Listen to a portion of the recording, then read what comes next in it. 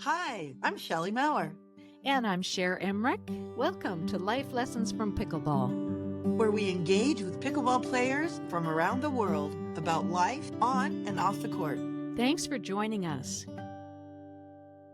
Before we get started, we have something really exciting to share. Our book, Life Lessons from Pickleball, is now available on Amazon, and a portion of every sale is donated to Operation PaddleLift. Your purchase helps deliver paddles, nets, and resources to underserved communities around the world. Thank you for being a part of growing the game we all love. Now let's jump into today's episode. Welcome, everyone, to Life Lessons from Pickleball. Today, we are super excited to welcome Kamugisha Zacharie, who goes by Zacharie, from Kigali, Rwanda.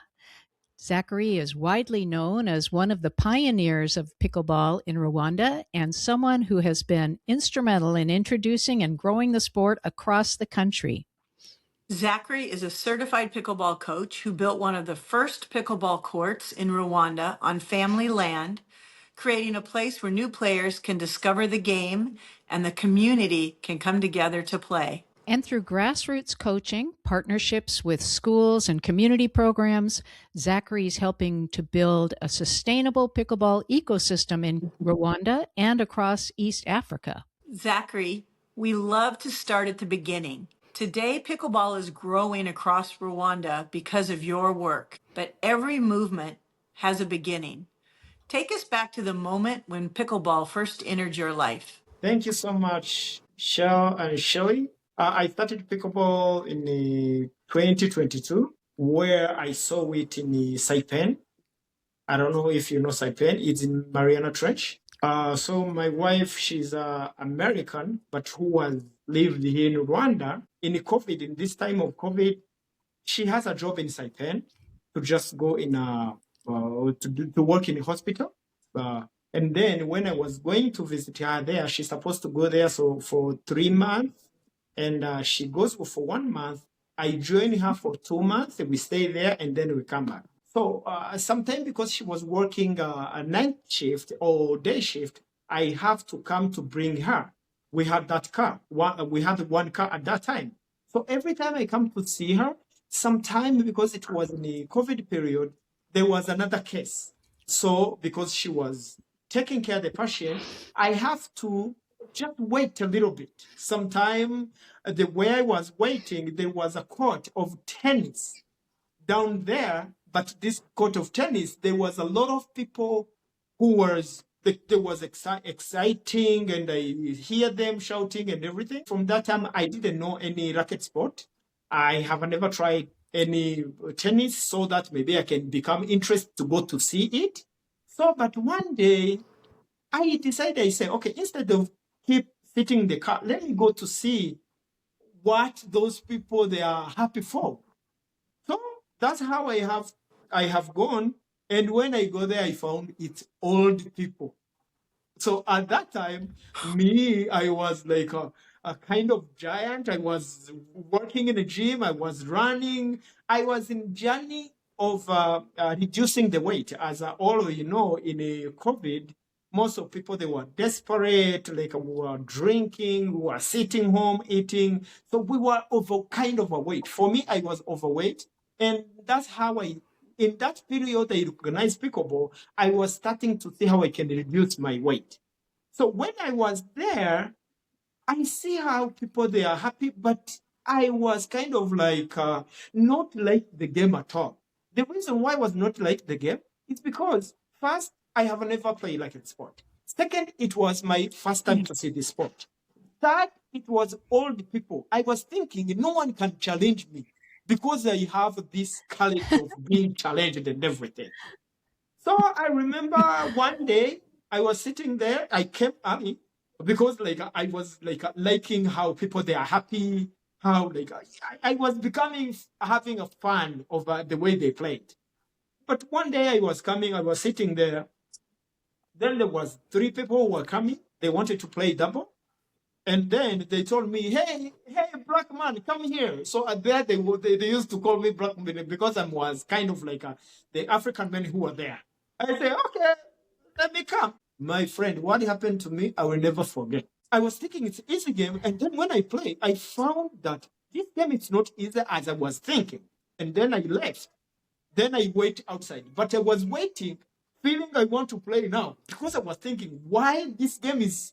I was thinking it's so small, it's so easy, and it's challenging me. Then finally, someone comes. He was alone, and he told me, "Hey, do you want to play?" Then we play in another court. Guess what? This guy, he was old. He was like a 75 because I was like a very happy kind of like liking the game. I say, okay, let me play this guy. Maybe I will beat him. Yeah, guess what? He beat me seriously. I say, oh no, no, no, no, no, no, no, no, no, no, no. This is impossible. So that's how normally I like the game, but I continue calm because I was embarrassing myself. I say I was thinking I'm the best person, I'm powerful, I'm speed, but I can play this game until I have a play and someone convinced me that I don't even know anything. So that's how I keep coming because I wanted to beat this guy who beat me because I'm not easy person to be defeated. Then I decided, okay, I accept this guy beat me seriously. Let me go because there was another woman who were old too, who knew how to play pickleball. I said, let me try that. Guess what? They beat me to single. Single. They beat me. And then this woman's kind of 75 years old. She beat me. She was so good in pickleball. That's how I say it opened my mind. Here in this country, Rwanda, we are the country which is empowering women. Our president, Paul Kagame, in the government, empower women like our parliament, like a 65%, they are women. I'm 40 years, so I'm attached to this generation, kind of old generation. Then, yes, I respect women, but I was not like understand this powerful thing. So until I say, so now I understand that yes, women they can beat me, even though they're old. So that's how when I was coming in my country, I said, so now let me kind of help the community and everything because I have the other people the other men who are thinking, have the same thinking and mentality like me. I say, okay, let me bring this and then maybe women in the sport, in the physical world, they can perform too. I work in the tourism here in Rwanda. When I was seeing a lot of people who are playing pickleball, they are old people. And so if I bring pickleball in Rwanda and we brand it in the tourism, they could see pickleball and then it brings them to Rwanda. That's how they will know the culture. That's how they will know Rwanda. Wow.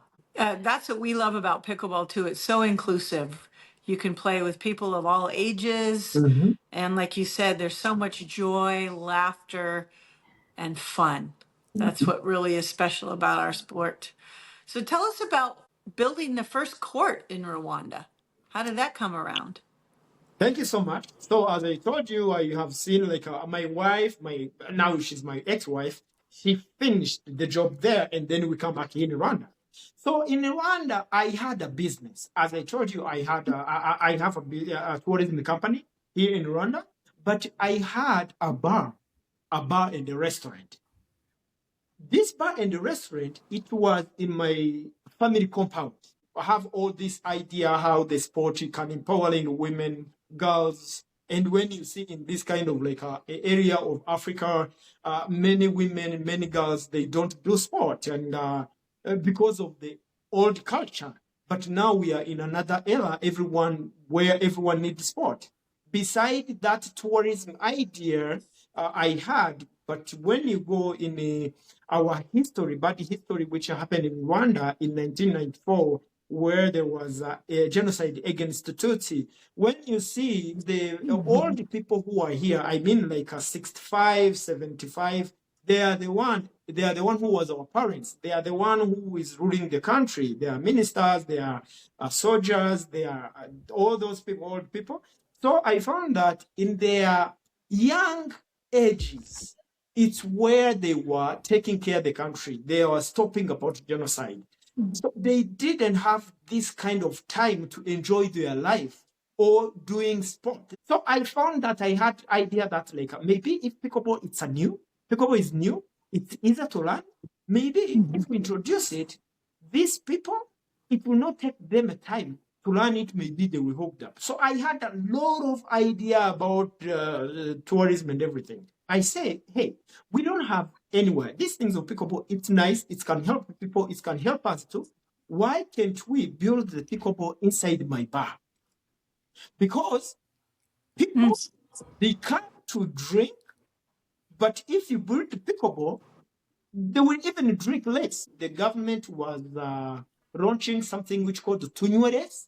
Let's drink little, because there was a lot of accident and everything. So they exposed that campaign. Tunyweres, let's drink little. Then I say, okay, but that one was in my head. I said, me who sell alcohol in the bar, what can be my role of that let's drink less in these people, young people and everything? I found that you can tell someone to drink little when he has his money. And when someone is drunkard, you can't advise him to drink less because he's being controlled by alcohol. But they found that idea, if I bring pickleball and I put it inside the bar, if they hooked up, whoever who's drinking 10 bottles of beer, he will drink 5 because he's drinking and playing and come back drinking, playing, come back drinking. I start seeing a miracle in the pickleball. So people some start stopping drinking. I end up, what was the bar start being the playground. But me too, I was being happy seeing how I brought one thing and I was alone, and the other people keep joining me. I found the other people who used to play pickleball, but it has been introduced by another people from here in Rwanda. But those people, they didn't know what the pickleball it is. They only have equipment, but they don't know what it is. So when they see me taking a picture and putting on social media, they discover that, oh, we have a paddle. Oh, this is the game we have. So that's how they joined me. So when they joined me, I found how we came from 2 people who are playing pickleball, 50 people, 60 people. Until I say, wow, I have never on this area where there was a bar, there was 100 bars. I say, now I think this is my calling. Let me try to be the kind of solution of these people who are not selling sport. That's how I destroy completely my bar. Now, because I changed to pickleball, I call it Silent Home Pickleball Club. Nice. So much better to be addicted to pickleball than alcohol. Oh, Jesus. It's a miracle. Yeah. So, Zacharie, we were going to ask you what surprised you about bringing pickleball to Rwanda. Well, you've just surprised us with how you've incorporated pickleball into the bar, and that reduces the amount of drinking. I just love that. So, what has happened since that first court? Are there more courts now in Rwanda? So it was 1 court, but I built another court behind that one. But now we have another kind of 4 courts, I think.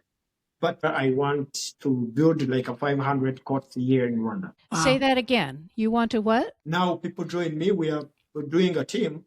So we are looking how we can build 500 pickleball courts here in Rwanda. 500 pickleball courts. Wow. Are you also working with schools to introduce pickleball to children? That's a very good question. So I try to approach the school because this passing year, it was a kind of a raising of pickleball. People were not understanding pickleball. School was not understanding pickleball. I had to learn how I'm going to tell people what I'm saying. So what can I do? That's how I start learning which way pickleball deal with a brain of human being. I educate myself in neuroscience and neuroplasticity. I didn't sleep until I found a package idea because of this era where all the kids, they have ADHD. So I start telling them, you see, that ADHD, what is happening to this kid? Say, why can't we try this new game? Because you can't stop new thing before you try it. So that's how I started convincing schools. I tell them about ADHD. They didn't know what about it. So that's how most school and most the lecturer, they start calling me, Zacharie, maybe you're right. You are right. So now pickleball is boosting, is booming. Now we are almost going to take it to the whole country program of the school. And we will make sure that it will not be a school sport. No, it will be program. Because we are in the era of mental health and we don't have a lot of psychiatrists, we don't have a lot of doctors. So, but we have this infrastructure, we have this sport, including pickleball. I have my boy who's 10 years. So he had a mental problem. I have seen it that he has a mental problem, which called swing mode. But nobody could understand or could see him. Then I didn't have this passion or this talent to talk with my children.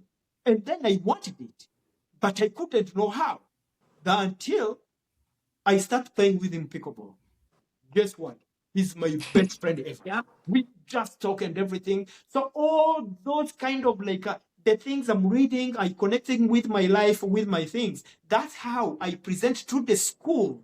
And then now the school, they start accepting what we were talking. Me and my team, we are even working for how we are going to do a kind of a program, and we show them. And we are connected with a school in USA, with USAPA. So they are helping us to give us some program to see how we can pitch it in a Rwandan way. Wow, Zacharie, you are an inspiration, and the way that you are using pickleball to bring healing on so many levels, healing of relationships between women and men and the different tribes and the children and the adults and all the changing people's drinking. And I mean, really, it's just amazing to me, everything that you've done in this short period of time. So in all of your adventures, what life lessons have you learned? The first lesson I learned pickleball, I knew myself. The more you come from the court and you go outside, you start shifting that mindset or that things you are playing or whatever decision you are making, you're starting deprecating outside of the court. That's how I start knowing that sometimes I'm sitting where I'm supposed to sit. Sometimes I'm with the people I'm not supposed to be with. Sometimes I'm doing some action which is not I'm supposed to do. Because that's what happened in the pickleball. Thus, I have a knew myself, I have a knew my strength, I have a knew my weakness, and then if I want support, I know what to ask. Thank you. Beautiful, beautiful, beautiful. So how, my friend, can people find you online? Okay, online, if you type Pickleball Rwanda, if you write Pickleball in Rwanda in Google, you will see who I am there. Great. That's the easy way. Pickleball in Rwanda, we'll find the pickleball guy in Rwanda. Yes, Zacharie. yes. Oh my goodness. Thank you, thank you, thank you for being a part of this show, but especially thank you for everything that you are doing in Rwanda, the healing, the joy, the empowerment, all of that that is taking place because of your desire to bring this silly little game that is so powerful on so many levels to your community and now across East Africa. Thank you, Zacharie, so much. And thank you all. Oh my goodness. Thank you so much for tuning in and share this episode. And, you know, we have this book called Life Lessons from Pickleball that includes many of our previous guests, and we'll have a volume 2 that will include Zacharie as well. And so go to Amazon, Life Lessons from Pickleball. There's an ebook as well. And the book helps support delivering pickleball paddles, nets, and balls to underserved communities around the world. So helping Rwanda, helping everywhere in Africa, Asia, South America, everywhere. So thank you all for tuning in, and we look forward to a new conversation next week. Bye-bye. Bye. Bye-bye. If you love our podcast, we'd be so grateful if you'd take a few seconds to follow or subscribe to Life Lessons from Pickleball. This ensures you'll never miss an episode and helps us continue these wonderful conversations. On Apple Podcasts, Spotify, or wherever you listen, go to the show page and tap the follow button in the top right corner. And on YouTube, click the subscribe button under any of the episodes. Thanks so much. Hope to see you on the court.